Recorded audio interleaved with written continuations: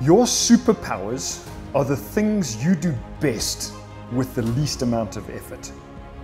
They're not in the water, they're not on the mountaintop, they're not hidden under a rock. These gifts are instilled in you at birth by a gifted creator. If you can identify these superpowers, they are the gifts that will change the world.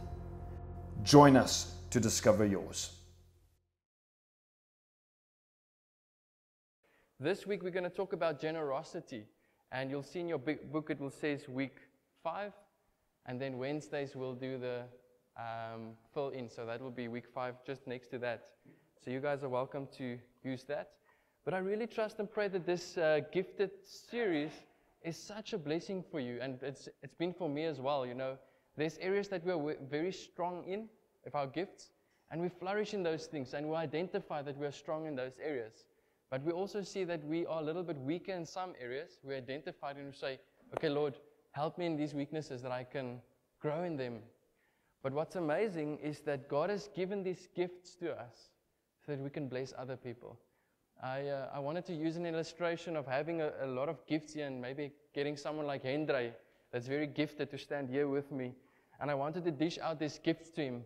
But I wanted to give it to him that he can't hold it anymore, like it's falling out of his hands. Lord, please. And that's in a sense how I want to encourage us as the church, is that God has gifted us, guys. He's gifted us. We've got every single thing that comes from the hand of God is good, and it's for our benefit, but He's gifted us to accomplish the task that He wants done. And so know that you are gifted in your special, unique way. And so this morning we're going to talk about the gift of generosity. And so for some of us can cheer, yes, I'm a great giver. I love to give. It comes naturally for me. And other people go sink into this in their seats. I'm like, oh, don't talk about money today, Pastor, please. And so I just want to encourage us that this is one of the gifts that God comes and He places it in our hearts. So for all of us, we've received these gifts. To some, the measure is great, and to some, the measure not so much. But even doesn't matter where we find ourselves, may this break open in our hearts this morning, that we would be a people that are generous, that's generous. And so I'm standing here this morning, and while I was prepping, the Lord just exposed my heart, and I'm in this place where I'm not perfect. I'm still a work in progress. I'm like, Lord, I'm not even worthy to teach this here this morning because I'm a work in progress. And especially when it comes to finances and people's children and these kind of things, we want to be super sensitive, but we also want to let people understand that to be generous is an incredible gift. It's an incredible place to be in, and may this break open in our hearts this morning. So I don't want anyone to feel intimidated or condemned this morning. Hear the words, hear the truth, and let the Holy Spirit come and work. Don't feel intimidated. And then I also don't want to talk about tithes and offerings, although generosity has got to do with it. I just want to make a few comments with regarding that. But friends, I want you to understand that you are not, or we are not obligated under the law to tithe and bring offerings. That's the last thing that the Lord wants us to do, to be under the law and this pressure of you must give. You must give, you must bring your tithe to the church. No, friends, I want to shift the focus a little bit, and I want to say, in view of God's mercy, in view of God's love, in view of what Jesus has done, now we come and we are generous and we tithe and we bring offerings under the love and the generosity and the grace of God. So here's the two things. We give because we love Jesus and the price that He has paid for us. We tithe and we offer because of what Jesus has done for us. The second thing is we give and we give our offering and tithes and offerings because we fear the Lord. We fear the Lord. And so when we see under the Old Covenant, Old Testament, under the law, it was a requirement to bring your tithes or bring your offering to the temple so that there may be no need. But it was also for the people to understand there's a principle in play. For us under the New Covenant, Jesus has paid the highest price. He's given Himself for us. And we understand that God is a God of provision. And I always think about it like this. God is saying, Carl, your monthly salary, this is what I've given you. Everything that I've given you in, say, in a month's time or a year's time or your lifetime, this is what I'm giving you. And God, in a sense, has just got an expectation in proportional giving, at 10%, put it into the storehouse. That's the principle that we see in Scripture. We see it in the Old Testament and we see it in the New Testament. So I'm not here to say, you must tithe. I'm saying, take this biblical principle, work it through and say, Lord, this is the truth. This is what I want to do. Why? Number one is God wants to work in our hearts. He's using finances to work things in our hearts, break things open in our hearts. But secondly, is so that there may be no need in the house of God. So the tithe, the portion that we are giving, is the bare minimum that we want to give, And so when we are generous, when we come with our finances to the Lord, it's not only for the church. It's a heart attitude of freely giving because God is good to us. And so that is a very, how can I say, we need to have so much wisdom in terms of how we deal with our finances. But we want to hear what the Holy Spirit is saying and give accordingly. Give according to what you feel in your heart, the Lord is asking of you.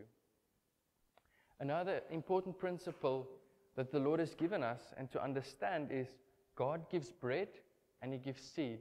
So in a sense, He gives us everything we need, and that's going to involve bread and seed. And so the bread is for you to eat. That's your finances, your income is for you to eat. You need to survive. You need to pay the bills. You need to pay the rent, all these things.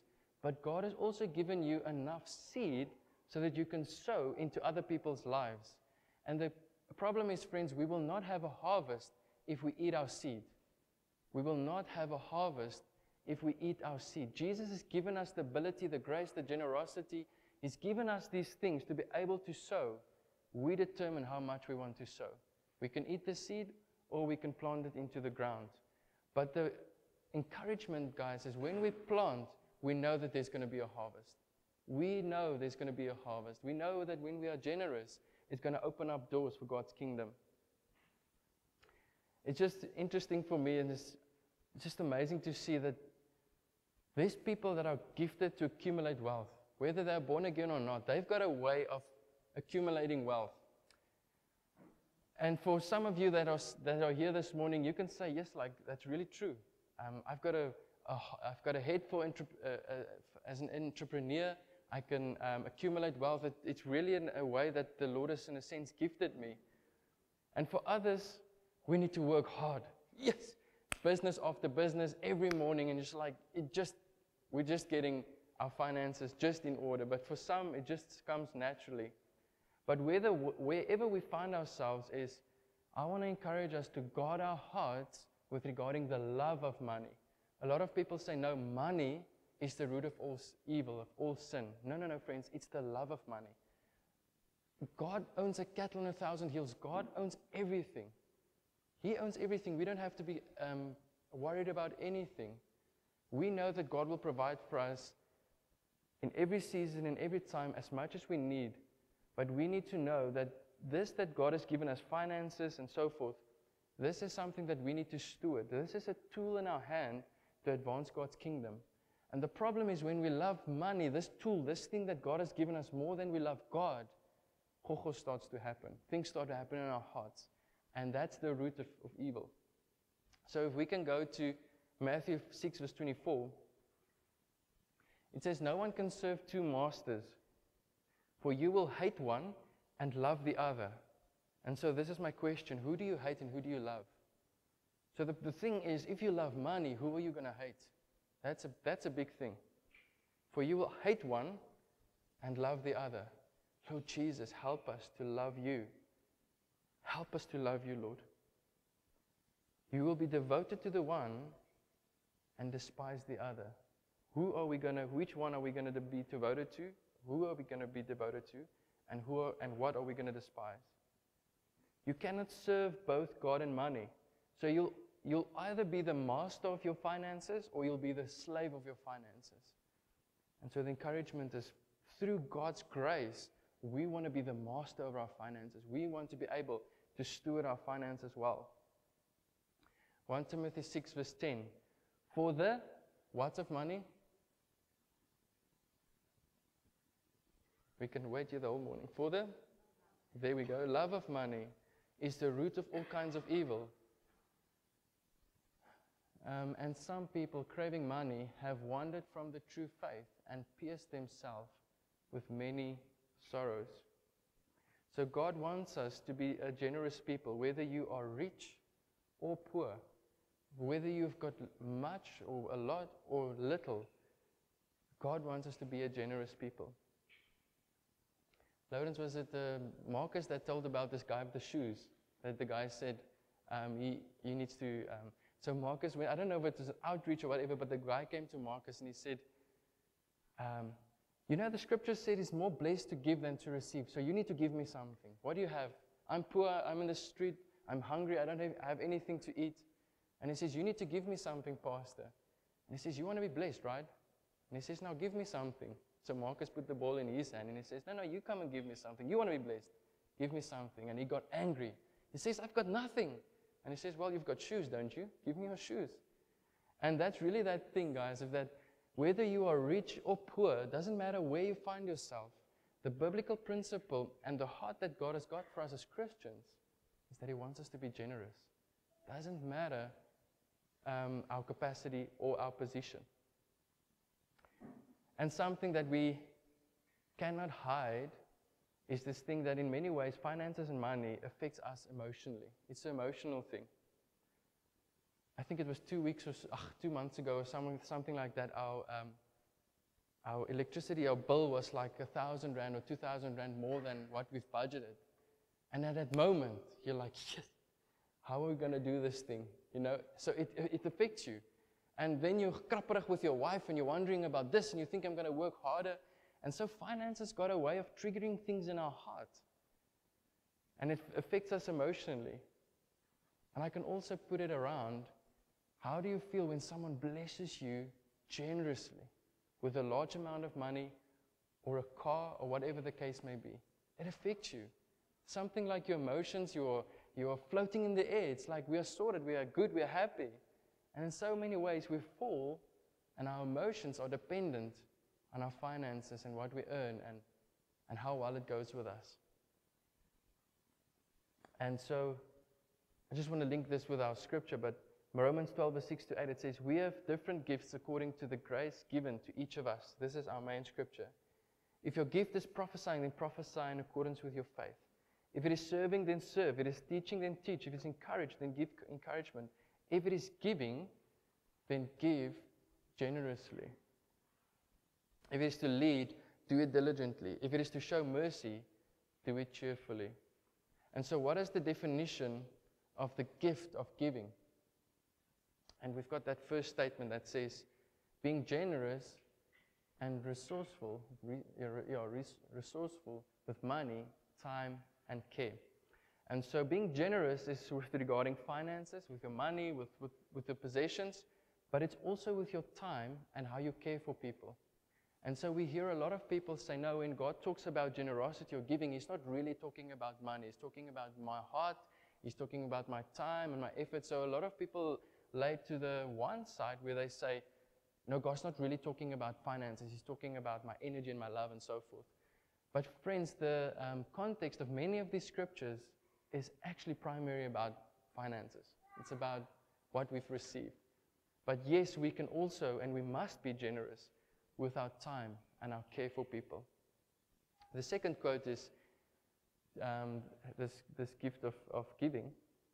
It's habit of giving freely without expecting anything in return. So that we call unconditional giving or unconditional love. And that's the way that the Father gave His Son. He didn't give it conditionally. He gave His Son unconditionally. And that's the way that the Father wants us to give. He wants us to give without expecting anything in return. And so I love what Bruce says. He says sometimes we love with a hooky. I want to give something to someone, but in a sense I want something in return, so I could throw that thing in. And we call that a little bit of manipulation. It's unconditional love. It's conditional love. I love with something of an expectation, having something back. And that's our sinful nature. That's our flesh coming into play. We cannot really give from the bottom of our hearts without expecting anything back. It's very difficult for us because that's our flesh. But friends, that moment When you set that finances aside, or your time, or whatever the case may be, it really takes your energy, it takes something of you, it belongs to you, and you're giving it to someone because you love that person, and you say, I don't expect anything in return. That feeling right there, my friends, you cannot exchange for anything in the world. You're losing something, but you're gaining so much more. And that is what Jesus has done for us. He's modeling something for us. When we give, we don't ask for anything in return. But the promise is there that you can never outgive God. You can never outgive God, my friends. You think, "Yo, Lord, I'm giving something away here." But the Lord says, I'll sort you out. I'll bless you. And you've heard my testimonies many times, guys, where we've given to people. The Lord has provided so much, but not in the way that we thought. Millions of dollars and rands didn't come into our bank accounts. But there was a way that God just came and blessed us. And we stand in awe of God's goodness. He really is a good Father. So, having that in mind, and you look at the heart of a generous person, I want to take 3 points out of this heart of a generous person. So if you'd like, you can draw a little heart and you can break it up in 3 pieces. But the first thing is, of a generous person, is knowing and understanding that Christ is enough. Christ is enough. And so often we go through life and we're working and we're wanting to score points with the church or with people in the church, and we're thinking, yes, so I will have favor with my boss or with my husband or my wife. And oftentimes we're doing things for other people, but we forget that we're actually doing it for Jesus. Whatever we are doing, we're doing it for Jesus. And whatever we are doing, Christ is enough. He is enough. Matthew 19, verse 16. I don't have the scripture up. I just want to quickly share the story. But it's just the story where the rich young man came to Jesus. And he says, "What must I do to have eternal life?" And Jesus says, "Obey the Father's commandments." And he says, "But I've done everything. I've obeyed all the commandments. So I'm good. What else can I do?" He's like, "Yo, I've arrived." And Jesus says, if you want to be perfect, go and sell your possessions and give it to the poor, and then follow me. And Scripture says the man went away sad, sorrowful, because he had many possessions. And so what is Jesus teaching us through that story? Is he saying, give all your possessions away and all these other things? If you really read the heart of what Jesus is saying, the last sentence says, and follow me. It's the important thing to understand that Jesus is enough. Jesus is enough. I will give these possessions away to the poor. Number one, because Jesus is enough. He's enough. He's worthy. Jesus' disciples left everything.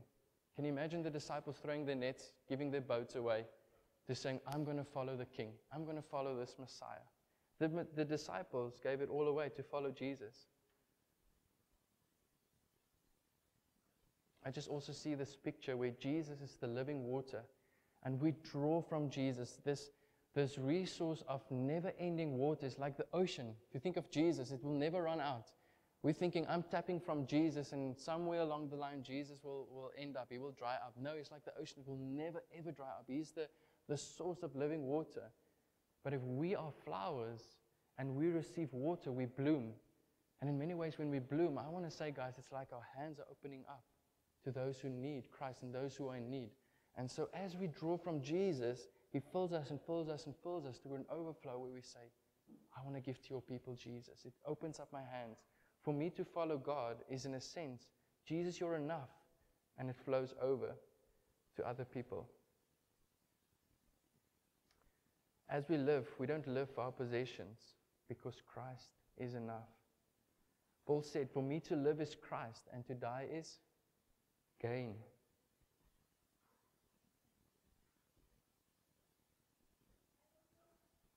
When we allow Jesus Christ to be our everything and we understand and have the revelation that He's enough, whether we have a lot or little, we can give from any position in life.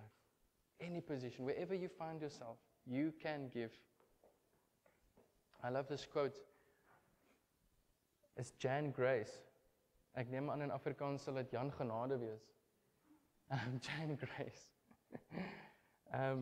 Everyone can experience the joy and blessings of generosity because everyone has something to give. Everyone has something to give. There's a oom in town, wherever he goes, he dishes out sweeties. And you can't believe what those little sweeties does to someone's day. You're tired, whatever the case may be, this oom says, hey, have a good day. And he just put a little sweet in your hand. Amazing. I just quickly want to share something of my story and just a trap that we sometimes find ourselves in, and I've been in that trap, is my mom is also here, but I grew up with my mom. My mom and dad got divorced when I was young. My mom didn't have a driver's license at that time, and so when I was in sub A, sub B, my mom used to walk me to school. So I grew up in Bloemfontein, and we had to walk to school in Eerstelaan. I don't know if you know Bloemfontein, but you go down Eerstelaan, it's the waterfront, the stadium, then you go down. So she walked 2 kilometers, dropped me off at school, went back, showered, went to work, went from work, back again. So now we're 2, 4, 6 kilometers, and then back to home again.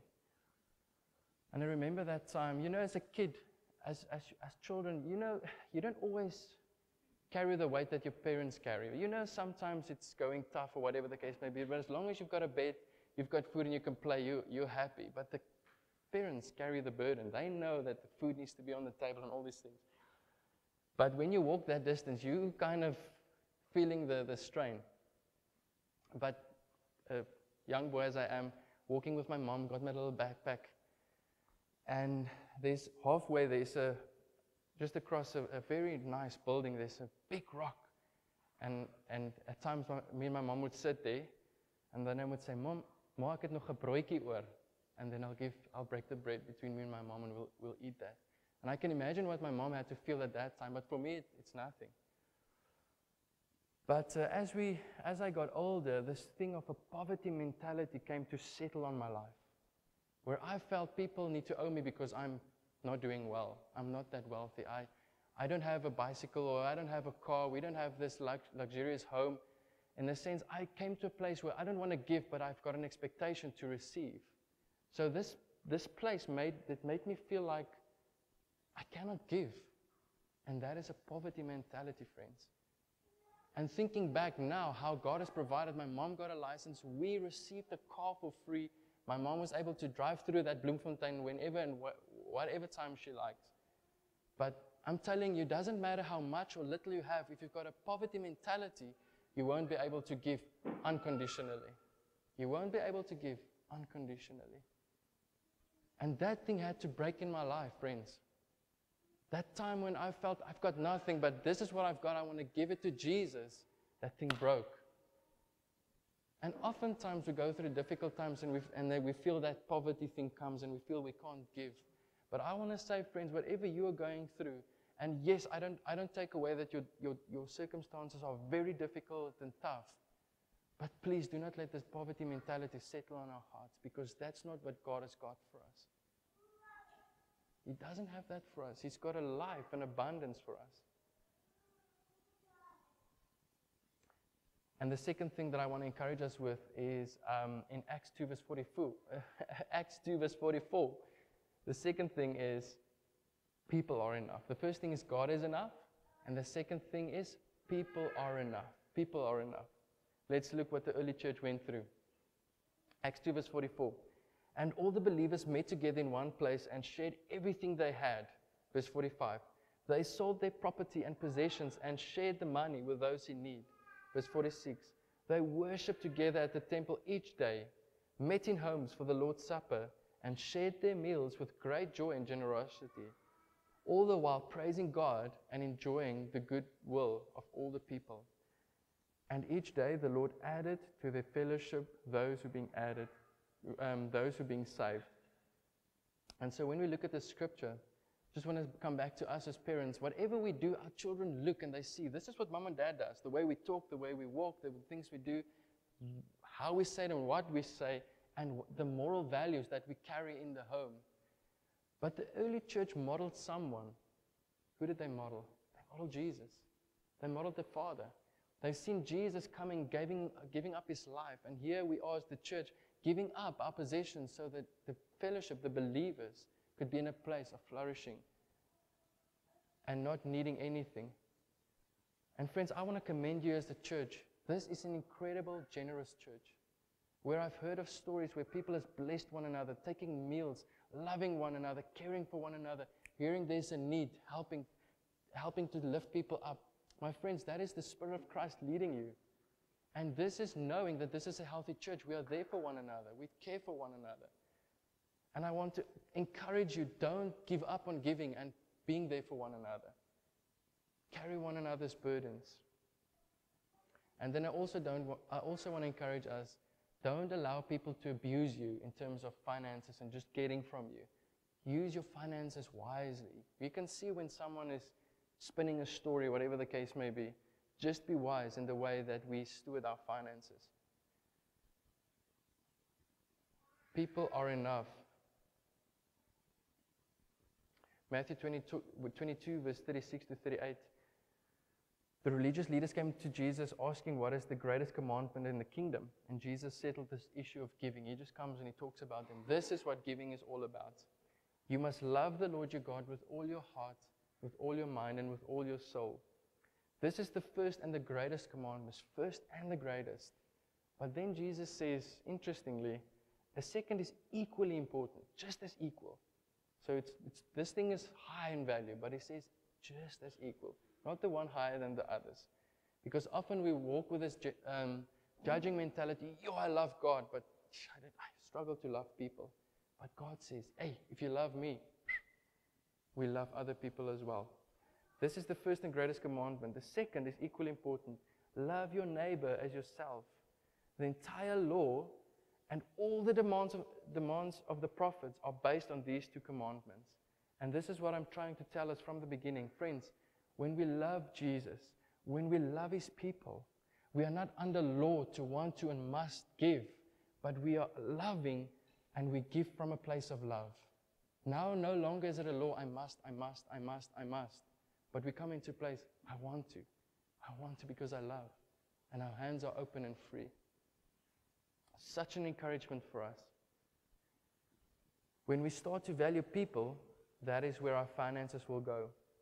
And so the encouragement as well is people that are generous, if their gift is generosity, they will make space in their finances or their budget or their time to set finances or time apart to be generous to people. They plan it in their budget or in their circumstances. So that is something to remember.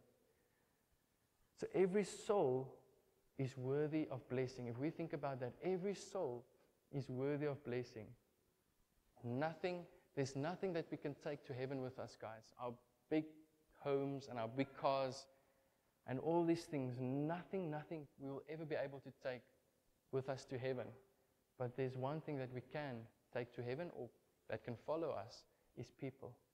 The person next to you carries eternal value, and we can invest into them so that they can go to heaven, that they can be with Jesus. So that is the thing. We think about our resources. Where are we going to put it in? Are we going to put our resources in things that is going to fade away? Or we're going to put our resources into things that has got eternal value? What a great encouragement. Proverbs 3 verse 27. Do not withhold good from those who deserve it when it's in your power to help them. Do not withhold good from those who deserve it when it's in your power to help them.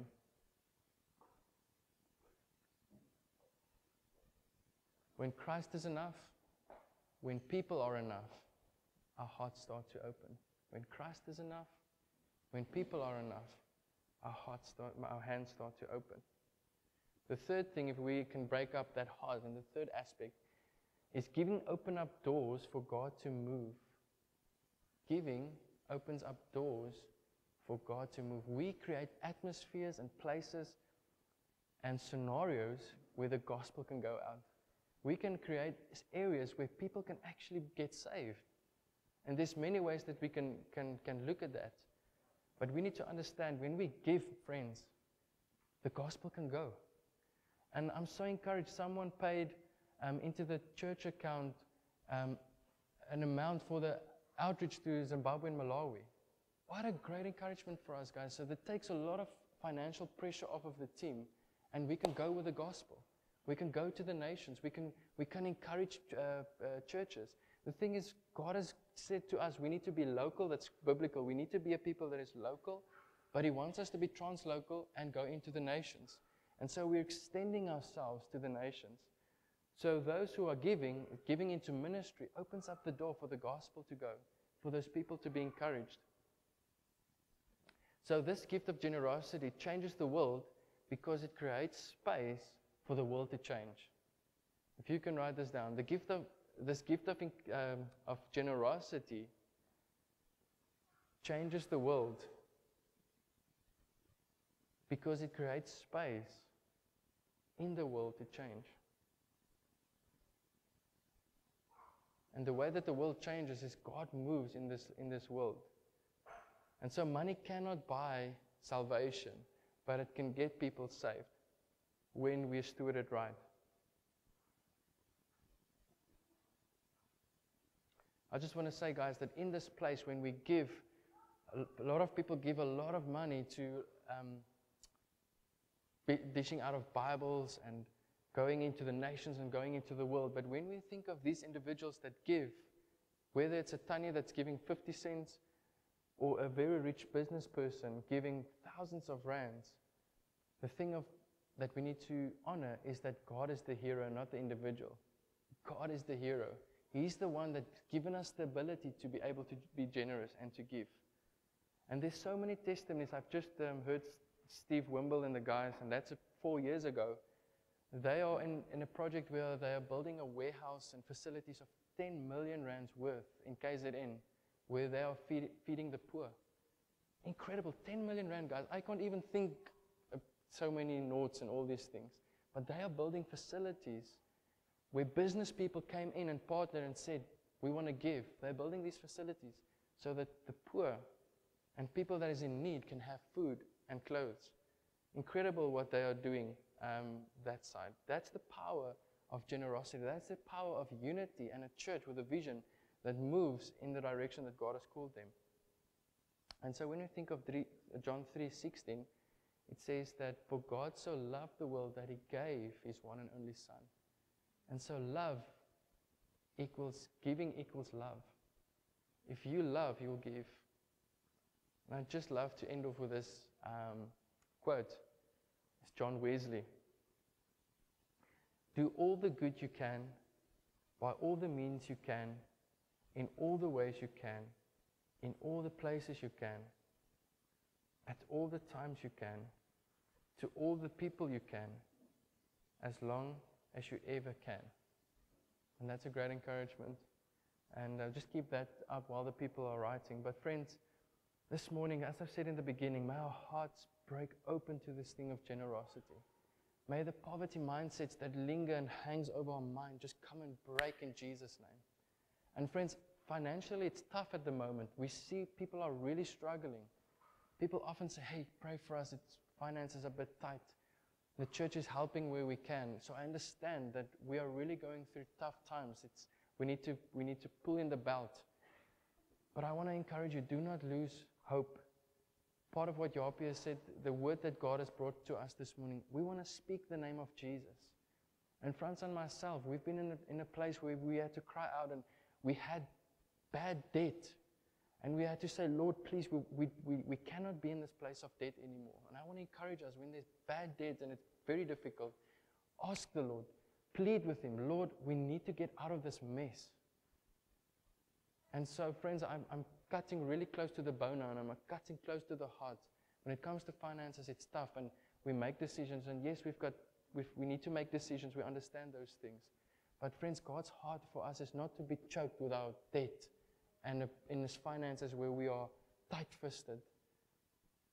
And something that I just quickly want to be vulnerable with you this morning, and I want you to learn from my mistakes, is that I wanted to be generous from my credit card, and it got me in big trouble. We cannot give from a place of not having something. I thought, no man, we'll sort the credit card out and We bought things and we gave also to people, but we also lived from the credit card. I'm being vulnerable at this moment. But we came into a place where we said, Lord, we're in big trouble right now. And by God's grace, He came and He saved us and He helped us out of this mess. But I want to really, really encourage you guys, do not allow yourself to be in bad debt. Plead to the Lord. Ask Him, Lord, help me to get out of this mess. It's not a good place to be in. And so all of us have got stories where we've been in a low in terms of our finances. And I want to encourage you, that times when you're in your low, take those lessons, go over it, think about it, because there's other people that's going to go through similar things, and we are there to help them. We are there to pull them out of the mud. We are there to tell them, hey, don't go down this road, please. I promise you, this is not a good road to go down in. We are there to help people, especially our senior people that has went through life and has experienced life. We need to learn from them. They've got a lot of wisdom. I'd love to pray for us. Lord Jesus, we, your people, stand here with arms wide open, with hearts wide open. We want to say thank you, Jesus, for the times and every time where you came and you bailed us out. When we were in big trouble, Lord, you came and you ripped us out of that situation. But what we carry, though, Lord Jesus, is this thing: if we've learned from our mistakes, we've learned from the past, we've learned these lessons, and we've grown through them. And so, Father, I pray, help us not to fall into those traps again. Help us to not find ourselves in those lows. Yes, sometimes life happens and we just find ourselves in those spaces. But Father, this morning, as we've prayed this morning, I want to continue in that prayer where we are in anxiety, we are stressing, we are wondering where the next meal is going to come from. We, in a sense, doubt your provision, Father. Lord, this morning we want to cry out from the bottom of our hearts and we say, save us, Lord. Help us from this situation. We do not want this poverty mentality where I'm so tight-fisted, Lord. But we want to be in a place where we are generous, Father God. We want to be in a place where we can bless people, Father. This is the way that you've created us. You've promised us that we would be a people that would bless the world. And so we pray, help us in our stewarding and with wisdom and insight to work with our finances so that we would be a blessing to other people, Father. We will not be lenders, but we will lend to others. We will give to others. We will bless others. Oh, Father, we love you, Jesus. You are so gracious. You are so good to us. Father, I pray, may we as individuals never ever judge other people. When we walk in the streets and we say, oh, you are there because you deserve it. You made wrong decisions. The fact of the matter is that person is sick and is in need of help. Help us, Lord Jesus. Like Peter and John went to that crippled guy and said, money I don't have, but what I do have is stand up in the name of Jesus. And so, Father, our hearts yearn out for these people that is struggling. A 10 rand, or 20 or 50 rand won't change their lives, Father, but what will change their life is us going, laying hands on them, praying for them, and say, hey, my friend, Jesus got more for you than just a 50 rand or 100 rand. He's got more for you. Stand up and walk. Be blessed in Jesus' name. And so this is the place we as a church want to be in, Father, is to bless other people. Thank you for your goodness. We love you, Jesus. We just pray your blessing, your hand of protection over this local church, over each and every person here this morning, that wherever we go and whatever we do, that we will be successful in everything we do, and that the gospel would go out and reach as many hearts as possible. Father, we pray for this school, Danefeld. We come and we pray for each and every child, each and every teacher, each and every person in admin, Father God. We pray your hand over this school, Father God. Thank you for their heart to host us in this building, Father. And so we pray a blessing over this school, Lord Jesus. We pray for hearts to be open to your gospel, open to your word, and that the people would live according to your word, Father God. Just see this fruitfulness in the school. But I also, friends, want to speak and see fruitfulness over your life, because God is good. Thank you, Father. We bless you, Lord. In Jesus' name, amen.